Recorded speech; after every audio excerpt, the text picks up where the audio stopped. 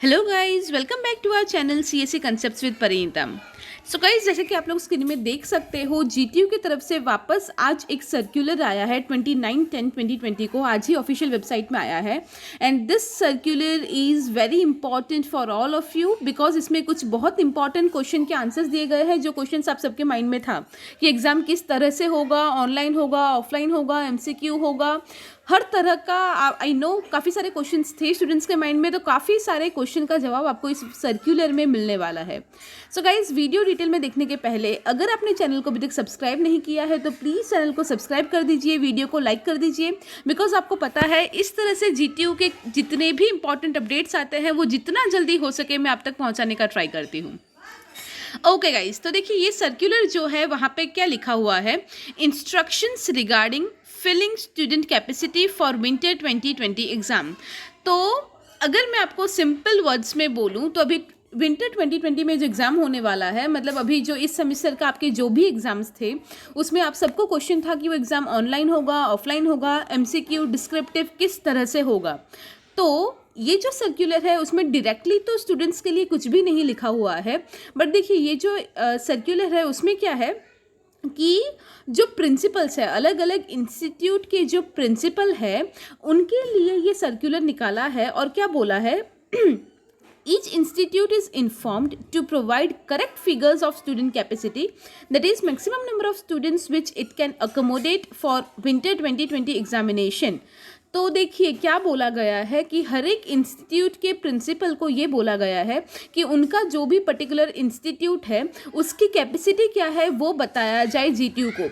Capacity मतलब अभी देखिए उसका मतलब इनडायरेक्टली हम यही समझ सकते हैं कि सारे इंस्टीट्यूट का कैपेसिटी इसीलिए मांग रहे हैं बिकॉज स्टूडेंट्स को इस बार ऑफलाइन एग्ज़ाम देना पड़ेगा और ऑफलाइन एग्ज़ाम की ही प्लानिंग कर रही है जीटीयू। इसलिए देखिए यहाँ पे कोविड की वजह से ऑब्वियसली सोशल डिस्टेंसिंग भी मेंटेन करना पड़ेगा। तो इधर ये सारी चीज़ें पर्टिकुलरली उन लोगों ने मेंशन किया है कि एक क्लासरूम में 30 बेंचेस ही होंगे, 30 से ज़्यादा बेंचेस नहीं होंगे, और एक ब्लॉक में 15 स्टूडेंट्स ही बैठेंगे। और अगर 60 बेंचेस हो तो 2 ब्लॉक होंगे 15 स्टूडेंट्स के, ठीक है। वो वाली सारी चीज़ें यहाँ पे बोली गई है। उसके अलावा जब भी स्टूडेंट एग्ज़ाम के लिए एंटर होंगे तब सारे स्टूडेंट्स के बीच में एटलीस्ट 1 मीटर का गैप होना चाहिए सोशल डिस्टेंसिंग को मेंटेन करने के लिए। और नीचे देखिए लिखा है institutes are requested to fill up the total capacity in the portal as mentioned below. तो ये जो कैपेसिटी है मतलब ME, BE, M.Pharm, B.Pharm, ये सब लोगों को BE के लिए कैपेसिटी एंटर करना है, B.Pharm, BR के लिए कैपेसिटी एंटर करना है, वो सारी चीज़ें यहाँ पे टेबल में दिया है। बट वो हमारा कंसर्न नहीं है, वो सारे इंस्टीट्यूट के जो पर्टिकुलर HODs है, प्रिंसिपल्स है, वो लोग ये डेटा देंगे, ठीक है। बट इससे ये चीज़ क्लियर हो जाती है कि GTU is planning for offline examination. And guys let me tell you, अगर आपके एग्जाम्स ऑफलाइन होते हैं, मतलब जैसे पहले होते थे कॉलेज में जाके एग्जामिनेशन सेंटर पे जाके अगर आपको एग्ज़ाम देना होता है, तो इसकी हाई प्रोबेबिलिटी है कि आपका जो एग्ज़ाम टाइप होगा वो डिस्क्रिप्टिव ही होगा। येस, जो MCQ था लास्ट टाइम रिसेंटली जो फाइनल स्टूडेंट्स के लिए, वैसा नहीं होगा।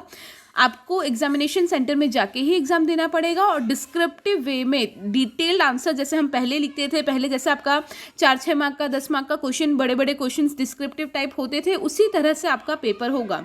सो काफ़ी हद तक ये चीज़ें क्लियर हो चुके हैं अभी। तो आपको अगर प्रिपरेशन अभी से स्टार्ट करनी हो तो आप कर सकते हैं, कीपिंग इन माइंड कि मोस्ट प्रॉबेबली आपका ऑफलाइन एग्जाम ही होगा और डिस्क्रिप्टिव टाइप ही होगा। ये जो डिटेल्स प्रिंसिपल लोगों से मांगी गई है वो देखिए यहाँ पे नीचे दिया है, that all the institute will have to enter the correct count after due verification before 7 November 2020। तो आज ऑलरेडी 29 डेट हो गई है, मतलब लगभग एक हफ्ते का टाइम दिया गया है। 7 नवंबर को सारे इंस्टीट्यूट से ये वाली डिटेल्स मांगी गई है और शायद ये डिटेल्स मिल जाए, सारी प्लानिंग हो जाए, उसके बाद ऑफिशियली जीटीयू आपको बताएगा कि आपके ऑफलाइन एग्जाम्स होंगे एंड क्या किस तरह से होगा। वो वापस नेक्स्ट जो सर्कुलर आएगा उसके हिसाब से हम डिस्कस कर सकते हैं। बट ये जो चीज़ है ये यहाँ पे क्लियर हो जाती है दैट ऑफलाइन एग्जाम्स होने की पूरी तैयारी चल रही है, जहाँ पे मोस्ट प्रॉब्ली आपके डिस्क्रिप्टिव एग्जाम हो सकते हैं। I hope this video was helpful to you. Please share it with all of your GTU friends. Wish you all the best. Thank you so much.